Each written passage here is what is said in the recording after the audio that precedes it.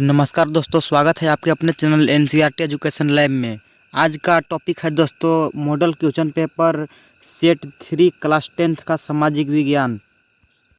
यदि आप 10th class का अच्छे से परीक्षा की तैयारी करना चाहते हैं तो नीचे लाल दिए गए बटन को दबाकर चैनल को सब्सक्राइब कर दीजिए दोस्तों, और बेल आइकन को दबाना ना भूलिएगा। तो पहले है इकाई 1 दोस्तों, इतिहास।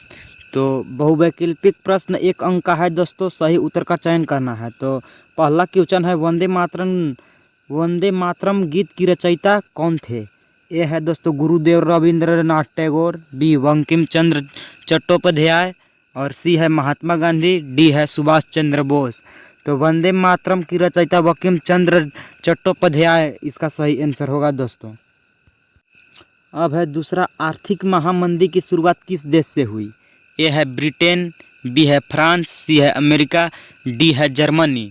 तो इसका सही आंसर है दोस्तों सी, अमेरिका। आर्थिक महामंदी की शुरुआत अमेरिका से ही हुई थी दोस्तों, और इसको उस समय बहुत लाभ भी मिला था अमेरिका को। आर्थिक महामंदी से अमेरिका को बहुत लाभ भी मिला था। अब है दोस्तों तीसरा क्वेश्चन, द्वितीय विश्व युद्ध कब हुआ? बहुत ही आसान क्वेश्चन है दोस्तों। तो ऑप्शन ए है 1914 से 1918, और बी है 1916 से 1920, और सी है 1936 से 1944, और डी है 1939 से 1945। तो द्वितीय विश्व युद्ध हुआ है 1939 से 1945। इसका ऑप्शन डी सही होगा दोस्तों, 1939 से 1945। और प्रथम विश्व युद्ध हुआ है दोस्तों 1914 से 1918 तक प्रथम विश्व युद्ध चला था, और द्वितीय विश्व युद्ध चला था 1939 से 1945 तक। अब है दोस्तों क्वेश्चन नंबर 4, किस संधि के द्वारा यूनान को एक स्वतंत्र राष्ट्र के रूप में मान्यता मिली? ऑप्शन है दोस्तों, ऑप्शन ए है कुस्तुनतुनिया की, बी वर्साय की, सी एक्ट ऑफ यूनियन की, डी इसमें से कोई नहीं। तो इसका सही आंसर है दोस्तों ऑप्शन ए, कुस्तुनतुनिया की। कुस्तुनतुनिया की संधि से ही यूनान को स्वतंत्र राष्ट्र के रूप में मान्यता मिली थी दोस्तों। अब है क्वेश्चन नंबर 5 दोस्तों, डॉक्टर अंबेडकर ने दलित वर्ग एसोसिएशन का गठन कब किया? ऑप्शन ए है 1920, बी है 1930, सी है 1919, और डी है 1929। तो डॉक्टर भीमराव अंबेडकर जो थे वो एसोसिएशन की स्थापना यानी कि गठन, ऑप्शन नंबर बी इसका सही होगा दोस्तों, 1930 में किया था। अब है 6 क्वेश्चन, गांधी जी ने कब नमक बनाकर नमक कानून का उल्लंघन किया? ऑप्शन ए है दोस्तों 6 अप्रैल 1930, बी 13 अप्रैल 1919, सी 12 मार्च 1930, डी 11 मई 1930। तो गांधी जी ने नमक यात्रा आप लोग सुने होंगे दोस्तों, पढ़े होंगे क्लास 10th का इतिहास में। तो उसका आंसर सही होगा दोस्तों, ऑप्शन ए होगा 6 अप्रैल 1930। 6 अप्रैल 1930 में ही गांधी जी ने नमक बनाकर उसका कानून जो नमक के प्रति चलता था उसका उल्लंघन किया था दोस्तों। अब है कोष्ठकों में सही शब्द को चुनकर रिक्त स्थानों को भरिए। तो 7 क्वेश्चन है दोस्तों, फ्रांस में राष्ट्र के प्रतीक के रूप में ईसाई नाम ... दिया गया, जर्मेनिया या मरियान? तो इसका सही आंसर होगा दोस्तों मारियान। फ्रांस में ईसाई प्रतीक मरियान है दोस्तों, और जर्मेनिया में है जर्मेनियम। अब है दोस्तों क्वेश्चन नंबर 8, गांधी जी ने ... नमक स्थान पर नमक बनाकर नमक कानून का उल्लंघन किया, साबरमती या डांडी? तो इसका सही आंसर होगा डांडी। अति लघु उत्तरीय प्रश्न 2 अंकों का 40 शब्दों में उत्तर देना है। तो 9 क्वेश्चन है, होसे किसे कहते हैं? तो उत्तर है दक्षिण अमेरिका के एक देश ट्रिनिटाड में मनाए जाने वाले मुहर्रम के मेले को इमाम हुसैन के नाम पर होसे कहते हैं। तो होसे एक त्योहार है जो दक्षिण अमेरिका में मनाया जाता है। दक्षिण अमेरिका के ट्रिनिटाड देश में एक मुहर्रम जैसा मेले लगता है जिसे होसे कहते हैं। अब है क्वेश्चन 10, आदि औद्योगिकरण से क्या तात्पर्य है। तो उत्तर है इंग्लैंड और यूरोप में फैक्ट्रियों की स्थापना से भी पहले ही अंतर्राष्ट्रीय बाजार के लिए बड़े पैमानों पर औद्योगिक उत्पादन होने लगा था। यह उत्पादन फैक्ट्रियों में नहीं होता था। बहुत सारे इतिहासकार औद्योगिकरण के इस चरण को आदि औद्योगिकरण का नाम देते हैं। तो यह कह रहा है इंग्लैंड और यूरोप में फैक्ट्रियों की स्थापना से पहले ही, स्थापना होना था लेकिन स्थापना नहीं हुआ, उससे पहले ही अंतर्राष्ट्रीय बाजार के लिए यानी कि अंतर्राष्ट्रीय इंटरनेशनल लेवल के बाजार पर बड़े पैमानों पर औद्योगिक उत्पादन होने लगता था। यह उत्पादन फैक्ट्रियों में नहीं होता था। बहुत सारे इतिहासकार औद्योगिकरण के इस चरण को आदि औद्योगिकरण का नाम देते थे। अब है क्वेश्चन 11, असहयोग आंदोलन में भारतीयों द्वारा अपनाए गए तरीकों की समीक्षा कीजिए। तो आप उत्तर इस प्रकार लिखेंगे, असहयोग आंदोलन में भारतीयों द्वारा अपनाए गए विभिन्न तरीके निम्न हैं।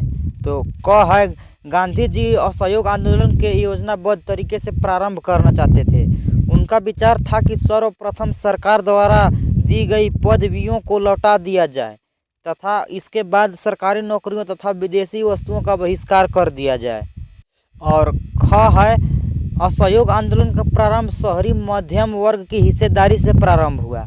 विद्यार्थियों ने स्कूल कॉलेज छोड़ दिए, शिक्षकों ने त्याग पत्र दे दिया, वकीलों ने मुकदमे लड़ने बंद कर दिए तथा मद्रास के अतिरिक्त प्रायः सभी प्रांतों में परिषद चुनावों का बहिष्कार किया गया। अब है ग, विदेशी वस्तुओं का बहिष्कार किया गया। शराब की दुकानें की पिकेटिंग की गई तथा विदेशी कपड़ों की होली जलाई गई। होली जलाई गई का मतलब हुआ उसे जला दिया गया। अब है घ, व्यापारियों ने विदेशी व्यापार में पैसा लगाने से इनकार कर दिया। देश में खादी का प्रचलन और उत्पादन बढ़ गया।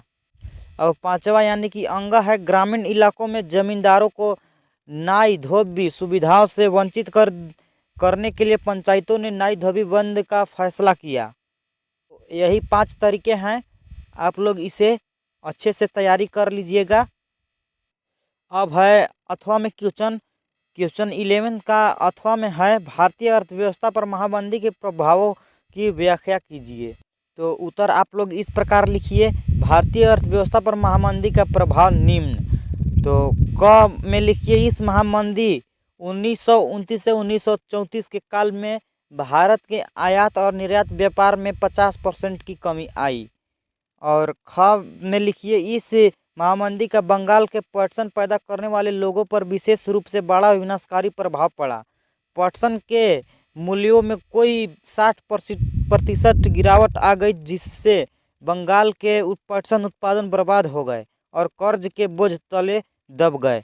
और ग है, छोटे छोटे किसान भी इस बर्बादी से न बच सके, उनकी आर्थिक दशा खराब होती जा रही थी। सरकार ने उनके भूमि कर तथा अन्य करों में कमी न की। और घ में लिखिए, 1930 में शुरू होने वाले सिविल अयोग्य आंदोलन इस आर्थिक मंदी का सीधा परिणाम था, क्योंकि ग्रामीण क्षेत्र अशांति का क्षेत्र बन चुके थे। अब है दीर्घ उत्तरीय प्रश्न, 5 अंकों का 200 से 250 शब्दों में उत्तर देना है। तो 12वां क्वेश्चन है, 19वीं सदी की यूरोप में कुछ उद्योगपति मशीनों के बजाय हाथ से काम करने वाले श्रमिकों की प्राथमिकता क्यों देते थे। तो इसका उत्तर आप लोग इस प्रकार से लिख सकते हैं, इसका निम्न कारण है। क है, विक्टोरिया कालीन ब्रिटेन में मानव श्रम की कोई कमी नहीं थी, इसलिए कुछ उद्योगपति मशीनों के बजाय हाथ से काम करने वाले श्रमिकों को प्राथमिकता देते थे। और ख में लिख सकते हैं, कुछ उद्योगपति बड़े मशीनों पर भारी खर्चा करने से हिचकिचाते थे, क्योंकि मशीनें लगाने में यह जरूरी नहीं था कि उनको ऐसा करने से लाभ ही रहेगा। और ग में लिख सकते हैं, बहुत से ऐसे उद्योग हैं जहां श्रमिकों की संख्या घटती बढ़ती रहती है, जैसे गैस घरों, शराब खानों, बंदरगाहों में जहाज़ों की मरम्मत और साफ सफाई के काम में मजदूर की संख्या घटती बढ़ती रहती है। ऐसे उद्योगों में उद्योगपति मशीनों की बजाय मजदूरों को ही काम करने पर रखना पसंद करते थे। अब इसका अथवा में क्वेश्चन है, क्वेश्चन नंबर 12 का अथवा में है, अपने शासन वाले क्षेत्रों में शासन व्यवस्था के को ज़्यादा कुशल बनाने के लिए नेपोलियन ने क्या बदलाव किए। तो अब उसने क्या सुधार किया। अब ये है नेपोलियन द्वारा किए गए प्रमुख प्रशासनिक सुधार निम्नलिखित है। तो क है जन पर आधारित विशेषाधिकार समाप्त कर दिए गए और कानून के सामने सबकी बराबरी के नियम को लागू किया गया। और ख है संपत्ति के अधिकार को सुरक्षित बनाया गया। और ग है प्रशासनिक विभाजनों को सरल बनाया गया, समानता व्यवस्था को खत्म किया गया और किसानों को भू दास्ताव और जागीरदारी शुल्कों से मुक्ति दिलाई गई। और घ है शहरों में भी कारीगरों के श्रेणी संघों के विभिन्न नियंत्रणों को समाप्त कर दिया गया। और अंग है यातायात और संचार व्यवस्था में सुधार किया गया। और च है किसानों, मजदूरों, कारीगरों और नए उद्योगपतियों को अपने अपने क्षेत्रों में स्वतंत्रता प्रदान की गई। और च है नहीं छ है मानक नाप तौल के पैमाने चलाए गए और एक राष्ट्रीय मुद्रा चलाई गई। और ज है एक इलाके से दूसरे इलाकों में वस्तुओं और पूंजी की आवागमन में सहूलियत दी गई। तो इस प्रश्न का आप लोग इस प्रकार से उत्तर लिख सकते हैं। अब है क्वेश्चन नंबर 13, दिए गए विश्व के मानचित्र में निम्न स्थानों को दर्शाइए। तो विश्व के मानचित्र दिया गया है, इसमें मुंबई और ख में है अफ्रीका। मुंबई और अफ्रीका को दर्शाना है कि मुंबई अफ्रीका कहाँ है।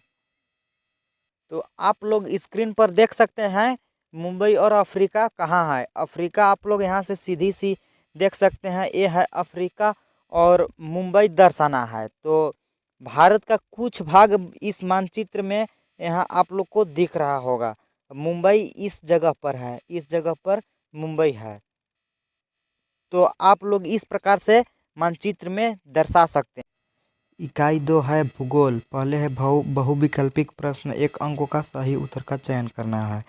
तो 14 क्वेश्चन है, नवीकरण योग्य संसाधन नहीं है।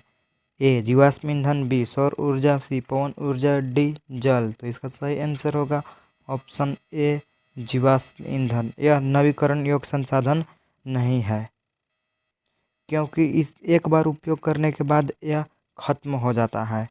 अब है नेक्स्ट क्वेश्चन 15 क्वेश्चन है, भारत में प्रोजेक्ट टाइगर की शुरुआत कब हुई। ए 1970, बी 1971, सी 1972, डी 1973। प्रोजेक्ट टाइगर यानी कि बाघ संरक्षण कब शुरू हुआ, बाघ बचाओ संरक्षण। तो इसका सही आंसर है ऑप्शन नंबर डी 1973 ईस्वी। अब है 16 क्वेश्चन, भारत में स्थित कोडरमा निम्नलिखित में से किस खनिज का अग्रणी उत्पादक है। ए बॉक्साइट, बी अभ्रक, सी लौह अयस्क, तांबा। तो इसका सही आंसर है ऑप्शन नंबर बी अभ्रक। अब है कोष्ठकों में सही शब्द को चुनकर रिक्त स्थानों को भरिए। तो 17 क्वेश्चन है, भारत का पहला सूत्री वस्त्र डॉट डॉट में मुंबई में लगाया गया। कब लगाया गया, 1854, 1856। तो इसका सही आंसर है ऑप्शन नंबर 1856। 1856 इसका सही आंसर है। भारत का पहला सूती वस्त्र 1856 में मुंबई में लगाया गया। अब है अति लघु उत्तरीय प्रश्न। अति लघु उत्तरीय प्रश्न 2 अंकों का 40 शब्दों में उत्तर देना है। तो ध्यान दीजिएगा। 18 क्वेश्चन है, लौह खनिज क्या है, उदाहरण देकर बताइए। तो इसका उत्तर है लौह खनिज धात्विक खनिज है। ये धातु शोधन उद्योग के विकास को मजबूत आधार प्रदान करते हैं। भारत अपनी घरेलू मांग को पूरा करने के पश्चात बड़ी मात्रा में धात्विक खनिजों का निर्माण करता है। यह किसी भी उद्योग, मकान आदि का नींव है। उदाहरण छड़, लोहा आदि। तो लौह खनिज एक धात्विक खनिज है दोस्तों, जो किसी भी मकान बना रहे हैं तो उसका नींव है, यानी कि आधार बनता है। जैसे कि लोहा से छड़ बनता है, छड़ से ही उसको मजबूत बनाया जाता है। तो ये किसी भी उद्योग का, मकान का या अन्य का यह नींव है, यानी कि आधार है। अब है 19 क्वेश्चन, लघु उत्तरीय प्रश्नों में है। 4 अंकों का 150 शब्दों में उत्तर देना है। 19 क्वेश्चन है, वन और वन्य जीवन संरक्षण करना क्यों आवश्यक है। तो इसका उत्तर आप लोग इस प्रकार से लिखेंगे, जैव संसाधनों का विनाश सांस्कृतिक विविधता के विनाश से जुड़ा हुआ है। जैव विनाश के कारण कई मूल जातियां और वनों पर आधारित समुदाय निर्धन होते जा रहे हैं। यह समुदाय खाने पीने औषधि, संस्कृति, आध्यात्मिक इत्यादि वनों और अन्य जीवों पर निर्भर है। हमें लकड़ी, छाल, पत्ती, रबड़, दवाइयाँ, भोजन, ईंधन, चारा, खाद आदि प्रत्यक्ष अथवा परोक्ष रूप से वनों और वन्य जीवों से प्राप्त होता है। वन वर्षा में महत्वपूर्ण भूमिका निभाता है, अतः वन काटने से पर्यावरण प्रभावित होगा। वन के बिना जीवन असंभव है, इसलिए वन और वन्य जीव का संरक्षण आवश्यक है। अब है 20 क्वेश्चन। प्राचीन भारत में जल संग्रहण के लिए अपनाए जाने वाले तरीकों का वर्णन कीजिए। तो आप उत्तर इस प्रकार से लिखेंगे। प्राचीन भारत में जल संरक्षण करने के लिए बांध, झील, कुआं, पोखरा आदि का निर्माण होता था। जवाहरलाल नेहरू गर्भ से बांधों को आधुनिक भारत का मंदिर कहा करते थे। उनका मानना था कि इन परियोजनाओं को चलते कृषि और ग्रामीण अर्थव्यवस्था, औद्योगिकरण और नगरीय अर्थव्यवस्था समन्वित रूप से विकास करेगी।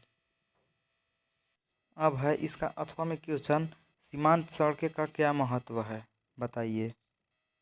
तो आप लोग उत्तर इस प्रकार से लिख सकते हैं। भारत सरकार प्राधिकरण के अधीन सीमा सड़क संगठन है, जो देश के सीमांत क्षेत्रों में सड़कों का निर्माण व उनकी देखरेख करता है। यह संगठन 1960 में बनाया गया, जिसका कार्य उत्तर तथा उत्तर पूर्वी क्षेत्रों में सामरिक महत्व की सड़कें का विकास करना था। इन सड़कों का विकास से दुर्गम क्षेत्रों में अभिगम्यता बढ़ी है तथा इन क्षेत्रों के आर्थिक विकास में भी सहायक हुई है। यह पक्की सड़कें सीमेंट, कंक्रीट व तारकोल द्वारा निर्मित होता है, अतः यह 12मासी सड़कें हैं। अब है दीर्घ उत्तरीय प्रश्न। 5 अंकों का 200 से 250 शब्दों में उत्तर देना है। तो 21 है, खादर और बांगर मिट्टी में अंतर स्पष्ट कीजिए। तो उत्तर है, खादर और बांगर में अंतर है। नया जलोढ़ मृदा को खादर कहते हैं और पुनः जलोढ़ मृदा को बांगर कहते हैं। पहला अंतर हो गया। अब दूसरा अंतर है, खादर में कंकड़ ग्रंथियों की मात्रा कम होती है और बांगर में कंकड़ ग्रंथियों की मात्रा अधिक होती है। दूसरा अंतर हो गया। और तीसरा अंतर है, खादर में ज़्यादा महीन कण पाए जाते हैं और बांगर में बहुत कम महीन कण पाए जाते हैं। अब है अथवा में इसका क्वेश्चन है, बाघ परियोजना के विषय में संक्षेप में वर्णन कीजिए। तो उत्तर है, वन्य जीव संरक्षण में बाघ एक महत्वपूर्ण जंगली जाति है। 1973 में अधिकारियों ने पाया कि देश में 20वीं शताब्दी के आरंभ में बाघों की संख्या अनुमानित संख्या 55,000 से घटकर मात्र 1827 रह गई है। बाघों को मारकर उनको व्यापार के लिए चोरी करना, आवासीय स्थलों का सिकुड़ना, भोजन के लिए आवश्यक जंगली उपजातियों की संख्या का कम होना और जनसंख्या में वृद्धि बाघों की घटती संख्या के कारण है। प्रोजेक्ट टाइगर विश्व के बेहतरीन वन्य जीव परियोजनाओं में से एक है और इसकी शुरुआत 1973 में हुई। बाघ संरक्षण मात्र एक संकटग्रस्त जाति को बचाने का प्रयास नहीं है, अपितु इसका उद्देश्य बहुत बड़े आकार के जैव जाति को भी बचाना है। अब है 22 क्वेश्चन दिए गए भारत के मानचित्र में निम्नलिखित को दर्शाइए। पहला है लाल मिट्टी और लाल और पीली मिट्टी। तो ये जो लाल कलर से कलर किया गया है, यह लाल और पीली मिट्टी है। और दूसरा है कोयला के खाने। ये जो काला कलर से कलर किया गया है, ये है कोयला की खाने। अब है 23 क्वेश्चन दिए गए भारत के मानचित्र का ध्यानपूर्वक अध्ययन कीजिए और क, ख द्वारा प्रदर्शित जगहों का पहचान कर नामांकित कीजिए। तो मानचित्र आप लोग स्क्रीन पर देख रहे हैं। क और ख का नाम लिखना है। तो क है सॉफ्टवेयर टेक्नोलॉजी पार्क्स, तो इसका नाम है कोलकाता। आप लोग इसको कह सकते हैं कोलकाता, इसका नाम है कोलकाता। और ख है पर्यटन स्थल, तो इसका नाम है मुंबई, इसको आप मुंबई कहिएगा, ये है मुंबई। इकाई 3 है नागरिक शास्त्र, बहुविकल्पिक प्रश्न है, 1 अंकों का सही उत्तर का चयन करना है। तो 24 क्वेश्चन है, निम्नलिखित में से कौन सा विषय राज्य सूची के अंतर्गत आते हैं। ए बैंकिंग, बी कंप्यूटर, सी वाणिज्य, डी मुद्रा। तो इसका सही आंसर है ऑप्शन सी वाणिज्य। अब है 25 क्वेश्चन, भारत में किस राज्य का अपना संविधान है। ए केरल, बी पांडिचेरी, सी गोवा, डी जम्मू कश्मीर। तो इसका सही आंसर है ऑप्शन डी जम्मू कश्मीर। भारत का एक ऐसा राज्य जम्मू कश्मीर है जिसका अपना संविधान है। अब क्वेश्चन है 26, न्यायपालिका की नियुक्ति कौन करती है? ऑप्शन ए है कार्यपालिका, बी व्यवस्थापिका, सी चुनाव आयोग, डी इनमें से कोई नहीं। तो इसका सही आंसर होगा ऑप्शन ए कार्यपालिका। न्यायपालिका की नियुक्ति कार्यपालिका करती है। अब है 27 क्वेश्चन, राज्य पुनर्गठन आयोग को रिपोर्ट को कब लागू किया गया था? ए 1 नवंबर 1991, बी 10 नवंबर 1990, सी 1 नवंबर 1956 और डी है 10 दिसंबर 1965। तो इसका सही आंसर है ऑप्शन सी सही होगा, 1 नवंबर 1956। अब है 28 क्वेश्चन, 2006 में देश में कितने दल राष्ट्रीय स्तर पर मान्यता प्राप्त थे? ए 12, बी 10, सी 8, डी 6। तो इसका सही आंसर होगा ऑप्शन डी 6। अब है कोष्टकों में सही शब्द को चुनकर रिक्त स्थानों को भरिए। तो 29 क्वेश्चन है, पुराने भारतीय जनसंघ की पुनर्जीवित करके ... बनी जनता पार्टी या भारतीय जनता पार्टी? तो इसका सही आंसर है भारतीय जनता पार्टी। अब है 30 क्वेश्चन, बर्लुस्कोनी ... के प्रधानमंत्री थे, जर्मनी या इटली? तो इसका सही आंसर है इटली। बर्लुस्कोनी इटली के प्रधानमंत्री थे। और अब है क्वेश्चन 31 ... ने अपना यहाँ के विभिन्न जातीय समूहों की आकांक्षाओं के बीच सफलतापूर्वक सामंजस्य स्थापित किया। कौन किया? बेल्जियम किया या श्रीलंका? तो इसका सही आंसर है बेल्जियम। अब है 32 क्वेश्चन, ... भ्रष्टाचार पर अंकुश लगाता है, सूचना का अधिकार या समानता का अधिकार? तो इसका सही आंसर है सूचना का अधिकार। सूचना का अधिकार भ्रष्टाचार पर अंकुश लगाता है। अब है अति लघु उत्तरीय प्रश्न, 2 अंकों का 40 शब्दों में उत्तर देना है। तो 33 क्वेश्चन है, सत्ता के क्षैतिज वितरण से क्या तात्पर्य है? तो इसका उत्तर है शासन के विभिन्न अंग जैसे विधायिका, कार्यपालिका और न्यायपालिका के बीच सत्ता का बंटवारा होता है। तो इसे सत्ता का क्षैतिज वितरण कहते हैं, क्योंकि इसमें सरकार के विभिन्न अंग एक ही स्तर पर रहकर अपनी अपनी शक्ति उपयोग करते हैं। तो यह कहना चाह रहा है शासन के विभिन्न अंग, शासन के विभिन्न प्रकार जैसे कि विधायिका, प्राय कार्यपालिका और न्यायपालिका के बीच जो सत्ता का साझेदारी होता है उसे सत्ता का क्षैतिज वितरण कहते हैं। अब है 34 क्वेश्चन, संघ सूची से क्या तात्पर्य है? तो उत्तर है संघ सूची। संघ सूची में प्रतिरक्षा, विदेशी मामले, बैंकिंग, संचार और मुद्रा जैसे राष्ट्रीय महत्व के विषय हैं। संघ सूची में वर्णित विषयों के बारे में कानून बनाने का अधिकार सिर्फ केंद्र सरकार को है। अब है लघु उत्तरीय प्रश्न, 4 अंकों का 150 शब्दों में उत्तर देना है। तो 35 क्वेश्चन है, लोकतंत्र में विपक्षी दलों की भूमिका पर प्रकाश डालिए। तो इसका उत्तर है लोकतंत्र में विपक्षी दलों के महत्वपूर्ण भूमिका है। पहला है सही गलत पर न्याय नज़र रखता है, और दूसरा है सरकार कोई गलत काम कर रहा है तो उसे रोकने का काम करता है, और तीसरा है सरकार संविधान के विरुद्ध जा रहा हो तो जनता को प्रेरित करता है कि गलत कर रहा है, और चौथा है सरकार के बुराइयों को जनता के सामने लाता है, और पांचवा है सरकार के साथ तर्क वितर्क करने का भी मौका मिलता है, और यह बहुत ज़रूरी होता है। अब है इसका 8वां क्वेश्चन, सत्ता की साझेदारी के 4 रूपों का वर्णन कीजिए। तो इसका उत्तर है सत्ता की साझेदारी के 4 रूपों का वर्णन है।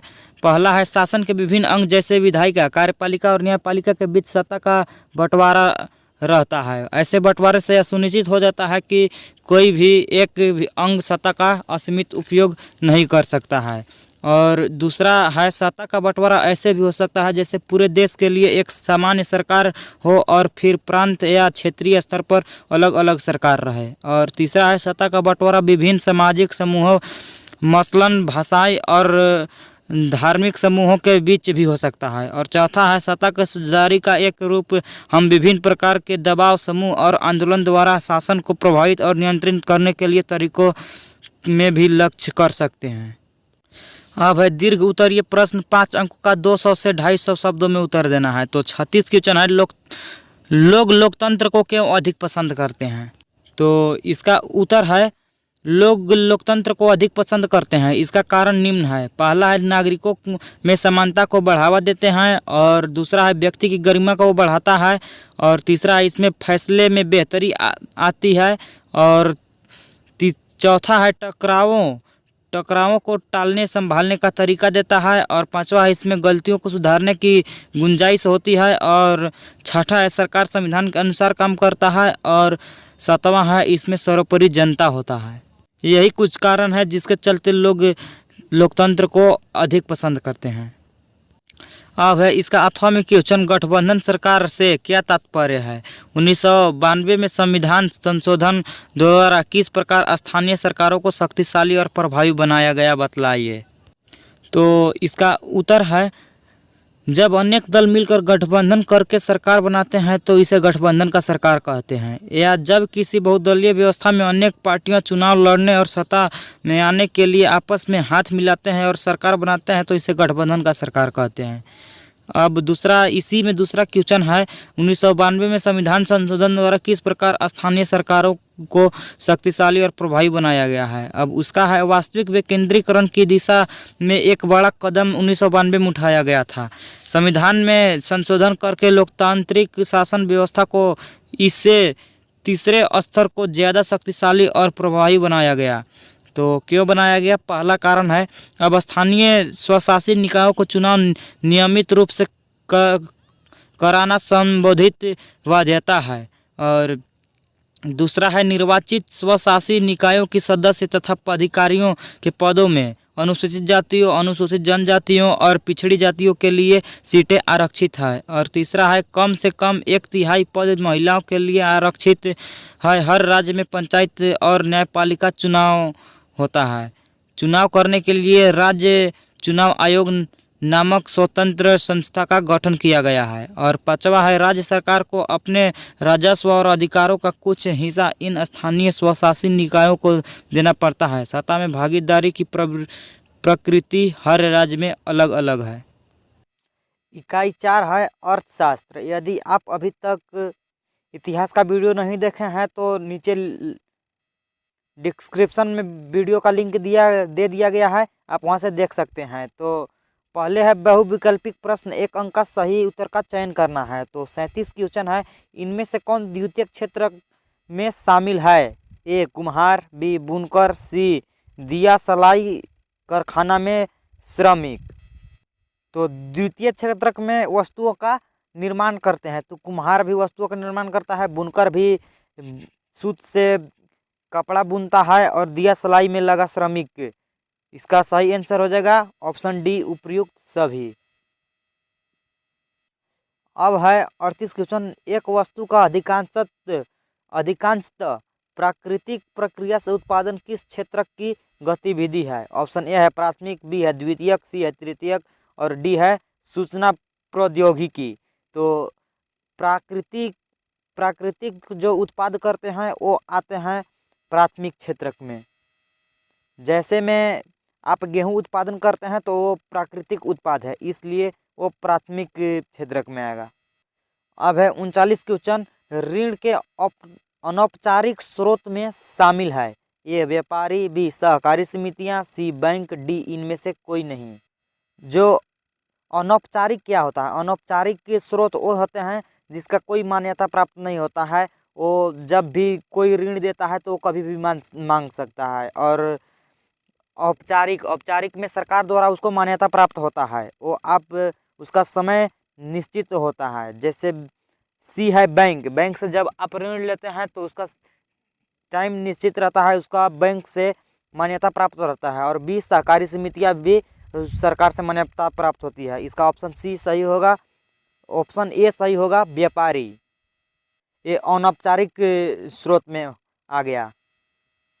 अब है क्वेश्चन 40, भारत में करेंसी नोट कौन जारी करता है। A State Bank of India, B Central Bank of India और C Reserve Bank of India और डी पंजाब नेशनल बैंक। तो इसका सही आंसर होगा, बहुत इजी क्वेश्चन है, ऑप्शन सी सही होगा, Reserve Bank of India, RBI bank जिसे कहते हैं। अब है 41 क्वेश्चन, विश्व की किस संस्थान ने व्यापार और निवेश के उदारीकरण के लिए विकासशील देशों पर दबाव डाला है। ये विश्व व्यापार संगठन, बी विश्व बैंक, सी अंतर्राष्ट्रीय मुद्रा कोष, डी इनमें से कोई नहीं। तो इसका सही आंसर होगा ऑप्शन ए, विश्व व्यापार संगठन। अब है 42, विश्व की सबसे बड़ी मोटर गाड़ी निर्माता कौन है।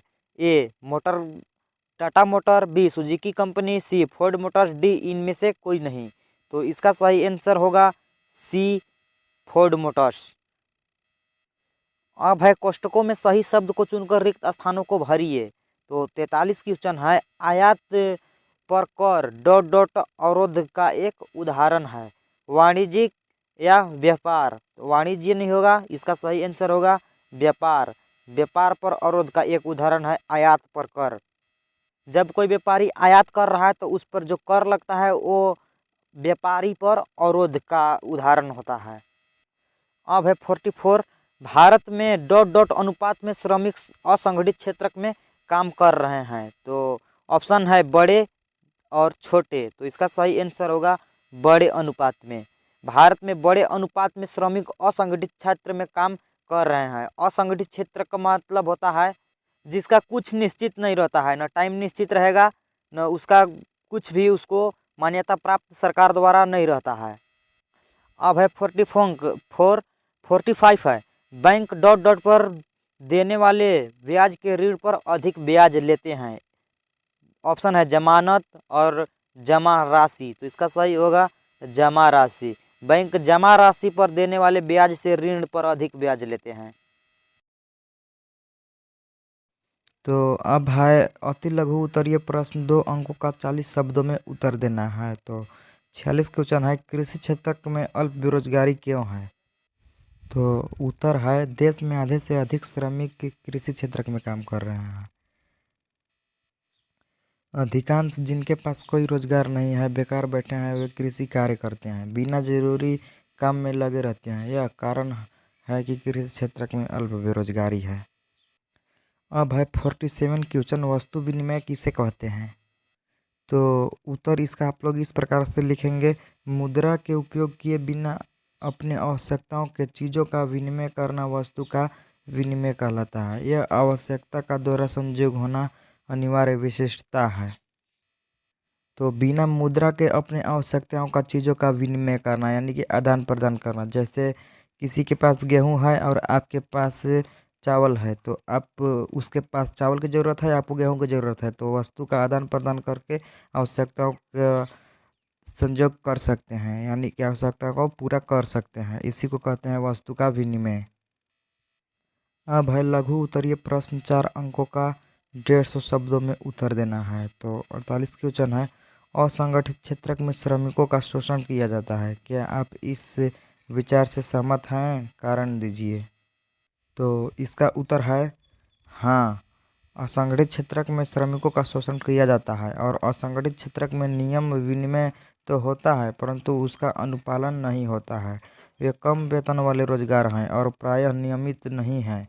यह अतिरिक्त समय में काम करने का वेतन, छुट्टी, अवकाश, बीमारी के कारण छुट्टी इत्यादि का कोई प्रावधान नहीं है। रोजगार सुरक्षित नहीं है, श्रमिकों को बिना किसी कारण काम से हटाया जा सकता है। तो यही कारण है कि श्रमिकों का शोषण हो रहा है असंगठित क्षेत्र में। इसका जो जब छुट्टी रहता है तो उसका भी वेतन नहीं मिलता है, बीमारी के कारण यदि छुट्टी कोई लिया तो उसका भी वेतन नहीं मिलता है। लेकिन संगठित क्षेत्र में ये सब नहीं है, वे सरकार द्वारा मान्यता प्राप्त होता है, वो सरकार के अनुपालन में कार्य करते हैं। अब है इसका अथवा में क्वेश्चन, देश की अर्थव्यवस्था में बैंकों की क्या भूमिका रहती है? तो इसका उत्तर आप लोग इस प्रकार से लिखेंगे, बैंकीय संस्था ऋणों के माध्यम से व्यवसाय का व उद्योग की वित्तीय आवश्यकताओं की पूर्ति करती है।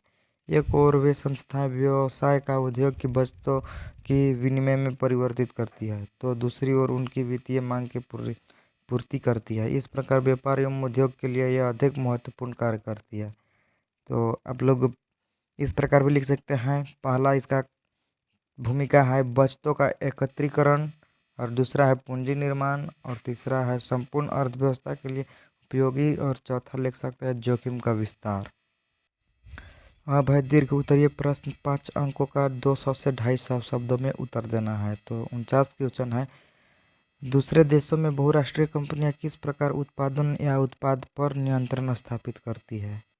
तो इसका उत्तर है बहुराष्ट्रीय कंपनियां दूसरे देशों की स्थानीय कंपनी के साथ संयुक्त रूप से उत्पादन करती हैं। बहुराष्ट्रीय कंपनियां के निवेश का सामान्य तरीका है स्थानीय कंपनियों को खरीदना, उसके बाद उत्पादन का प्रसार करना। इस प्रकार बहुराष्ट्रीय कंपनियां उत्पादन का नियंत्रण स्थापित करती है। अब है अथवा में इसका क्वेश्चन, सरकारों द्वारा अधिक विदेशी निवेश आकर्षित करने का प्रयास क्यों करती है? तो इसका उत्तर है, सरकारों द्वारा अधिक विदेशी निवेश आकर्षित करने का प्रयास करती है। पहला है, विदेशी निवेश से देश में रोजगार के नए अवसर पैदा होंगे। और दूसरा है, इससे विदेशी कंपनियों के साथ तालमेल बढ़ेगा। और तीसरा है, यह स्थानीय कंपनियों को परिवहन एवं प्रशिक्षण एजेंटों से जैसे सहायक संस्थाओं में अधिक निवेश के लिए प्रोत्साहित करती है। और चौथा है, विदेशी निवेश से प्राप्त सामाजिक प्रतिफल उनसे प्राप्त निजी प्रतिफल की अपेक्षा अधिक होती है। तो यही कारण है जिससे विदेशी निवेश अधिक आकर्षित करने का प्रयास करती है सरकार।